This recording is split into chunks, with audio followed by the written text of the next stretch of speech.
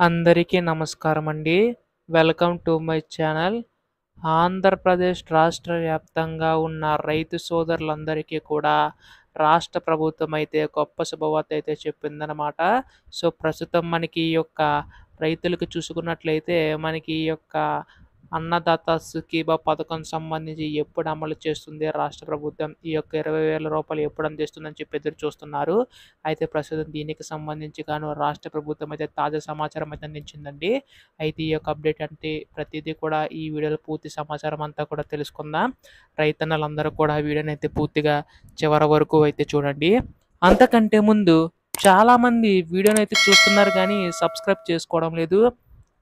మీరు గనక సబ్స్క్రైబ్ చేసుకుంటే నేను పెట్టే ప్రతి చిన్న లేటెస్ట్ అప్డేట్ కూడా మీరు ఎప్పటికప్పుడు మిస్ కాకుండా తెలుసుకోగలుగుతారు.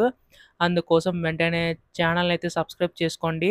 అలాగే వీడియోకైతే లైక్ చేయండి. దీని ద్వారా మరికొంతమందికి సమాచారం అయితే అందుతుంది. ఇంకా ఆలస్యం చేయకుండా వీడియోలోకైతే వెళ్ళిపోదాం. సో, ప్రస్తుతం రాష్ట్రంలో ఉన్న ప్రజలకైతే రాష్ట్ర ప్రభుత్వం అనేక పథకాలనేవి అయితే తెచ్చిందండి. అయితే ఇప్పుడు ఇందులో చూసుకున్నట్లయితే రైతన్నులందరికీ ఉపయోగపడే పథకం అన్నదాత సుఖీభవ పథకం అనమాట. అయితే గతంలోనే మనకి ఈ యొక్క నిధులనేవైతే విడుదల చేయవలసి ఉంది. కాకపోతే మీకు అందరికీ తెలిసినట్లుగానే ఈ యొక్క వర్షాల కారణంగా గానీ, అలాగే మనకి ఈ యొక్క ఎవరికైతే మనకి ధాన్యం కొనుగోలు చేసిన రైతు ఉంటారో వారందరికీ కూడా నిధులనేవైతే జమ చేయడం అయితే జరిగిందండి. అయితే ప్రస్తుతం మనకి ఈ యొక్క పెట్టుబడి సాయం కింద రాష్ట్ర ప్రభుత్వం అయితే అన్నదాత సుఖీభవ పథకాన్ని అయితే తీసుకొచ్చిందండి రైతులందరికీ ఉపయోగపడేలాగా.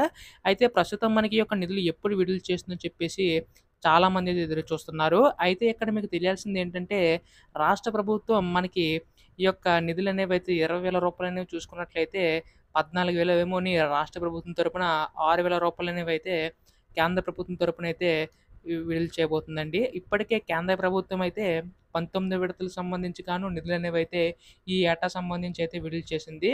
అయితే ప్రస్తుతం రాష్ట్ర ప్రభుత్వం ఈ సంవత్సరం సంబంధించి నిధులు ఎప్పుడు విడుదల చేయబోతుందని చెప్పేసి చాలామంది అయితే ఎదురు చూస్తున్నారండి. సో, మనకొచ్చిన సమాచారం ప్రకారం ఏంటంటే మనకి రాష్ట్ర ప్రభుత్వం ఇప్పుడు పీఎం కిసాన్ ఎలాగైతే 3 విడతల్లో ఇస్తుందో రాష్ట్ర ప్రభుత్వం కూడా అదే 3 విడతల్లో ఇవ్వాలని చెప్పి నిర్ణయించుకున్నట్లు తెలుస్తుందనమాట. సో, దీనికి సంబంధించి గాను రాష్ట్ర ప్రభుత్వం అయితే నిర్ణయమైతే తీసుకోబోతుందండి.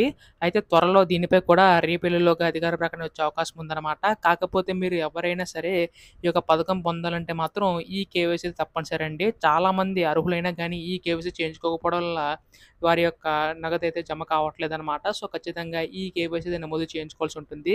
అంటే మీ యొక్క phone number, bank account, Aadhaar card అన్నీ కూడా లింకప్ అయి ఉండాలనమాట. ఇటువంటి లేటెస్ట్ అప్డేట్స్ అన్నీ కూడా మీరు మిస్ కాకుండా ఎప్పటికప్పుడు సమాచారం అంతా కూడా తెలుసుకోవాలనుకుంటే మాత్రం దయచేసి వెంటనే ఛానల్‌ని అయితే సబ్స్క్రైబ్ చేసుకోండి మిత్రులారా. అలాగే మీ తోటి వారందరికీ కూడా వీడియోని అయితే షేర్ చేయండి. ధన్యవాదములు. జై హింద్.